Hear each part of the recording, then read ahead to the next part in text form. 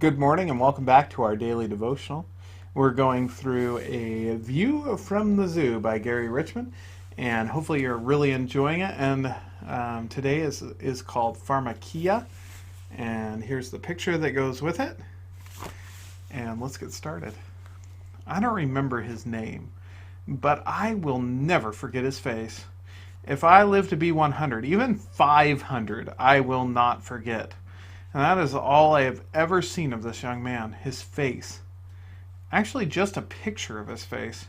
It was a grainy black and white, and on the front page of the Los Angeles Times, it captured a human being's last few seconds of conscious existence. The photograph framed a man on his hands and knees crawling out of a pool at the Melbourne Zoo in Australia. His face was turned toward the camera, but his eyes were turned upward, trying to glimpse the massive polar bear in whose jaws his head was firmly fixed. His eyes were so sad and revealed a mixture of terror, confusion, surprise, and pain. The corners of his mouth were turned down, the way they might be just before a huge sob. How could this happen? And why would anybody want to capture this moment of horror on film?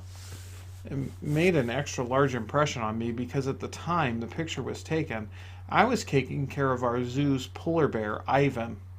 Ivan was likely a man killer, and I had suffered many dreams in which I was the man in the photograph.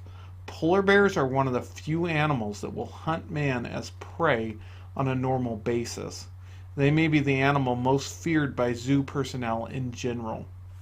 The article explained it seemed the man had taken a rather large dose of LSD.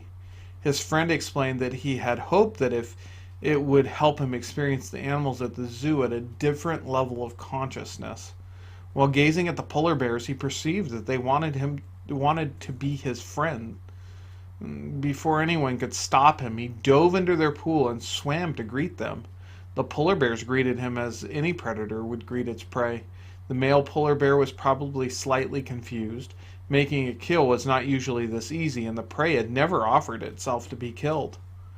I wonder about the photograph as I examined it for a clue. Was the man's expression the sudden, fleeting reflection of one who was aware that he had been lied to? Did he manage one last tragic look at the real world? The world from which he was trying to escape when he began his journey with mind-altering drugs. This incident was not the only one of its kind. Something very much like it happened at the Los Angeles Zoo several years later. It happened, as far as anyone could tell, late on a weekday afternoon. No one saw it happen, but the evidence told the story so clearly that it read like a book. The event announced itself suddenly, without warning. The time had come to close the zoo. It was 15 minutes to 5 and time to let the animals in for the night.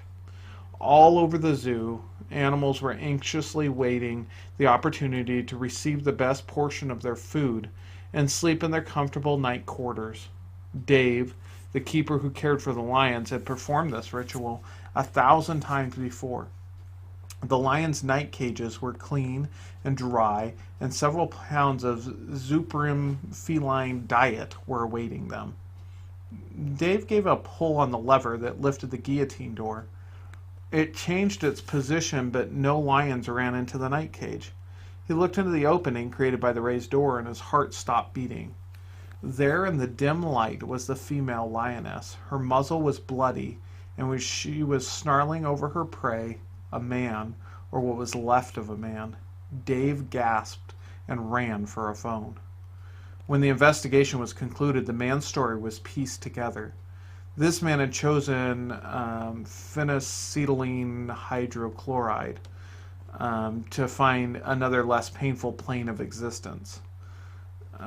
Because this drug has so many different effects, it was impossible to determine what motive caused him to take a detour into a nightmare. No note, no friend, no clue as to why this man confronted our lioness in her territory. We were told that he had entered the exhibit by leaping to a palm tree that grew near the 20-foot wall around the moated area. His arm must have shown the abrasions of, or his clothes must have disclosed fibers from the tree, because the police were certain that was the way he entered the exhibit. There was no way of knowing just how the next moments passed. I don't want to know. His death may have been mercifully quick, for no human came forward who had heard him cry out.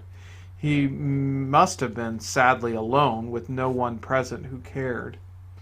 One of our keepers lost his finger to a hyena named Hatari. Hatari had been used in the John Wayne movie of the same name. This keeper, while under the influence of marijuana, lost two important qualities necessary for working around wild animals. He lost his good judgment and his timing. While trying to do his job after a brief encounter with a marijuana joint, he stumbled and grabbed for the chain link fence to keep from falling. Hatari was only too glad to take his fingers. Drugs, more properly called pharmaceuticals, derive their names from a Greek word, pharmakeia. Whenever this word is translated in the Bible, it's rendered as sorcery. It was understood to be the devil's work, and so it has become in our age. It's just like the devil to take wonderful life-saving science like pharmacology and turn it into a number one killer of our youth. Suicide by overdose claims more of our youth than any other single cause of death. In the book of John, verse 44 of chapter 8, we read about Satan's method of operation. It tells us that Satan is a liar and a murderer, and he has been doing so from the beginning. Whenever I remember these stories, I think of them as prime victories for the enemy. I am as sure as I can be that drug abuse is our nation's number one problem. It's tearing our youth to pieces. 1 Peter 5:8-9 says, "Be sober, be watchful. Your adversary, the devil, prowls around like a roaring lion, seeking someone to devour. Resist him, firm in your faith." And that's the devotional for today. We'd love to hear your comments about maybe something you got from this. And we'll see you tomorrow as we finish off our week.